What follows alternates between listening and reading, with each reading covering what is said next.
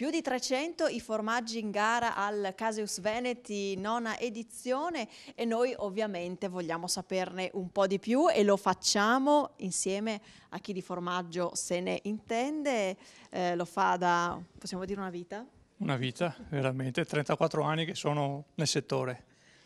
Caseificio San Rocco, di dove siete? Caseificio San Rocco è a Tezze sul Brenta.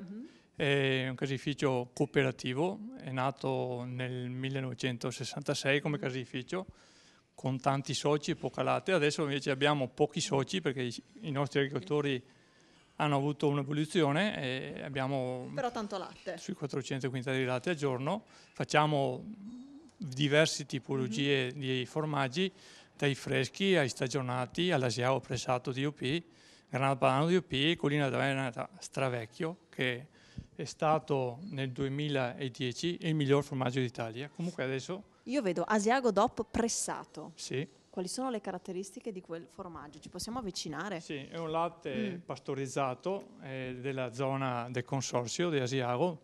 Sono stalle noi che abbiamo selezionato anche come filiera, dove viene controllato la tipologia di alimentazione che mangiano le mucche. Viene controllato anche dal nostro caseificio come temperature, vasche refrigeranti, come sta anche la mucca, come vive la mucca nella stalla.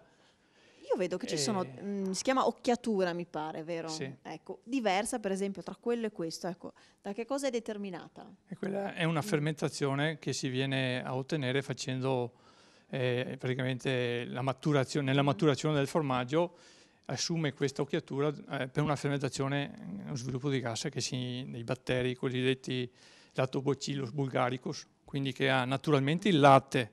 Ma quindi è meglio che ci sia o che non ci sia? Deve esserci, perché più ce n'è meglio è? Più ce n'è, nel senso... Ce ne deve essere la dose giusta. Dose giuste, sì. Grazie al nostro amico, al nostro Casaro del Caseificio San Rocco. Grazie e complimenti. Salve.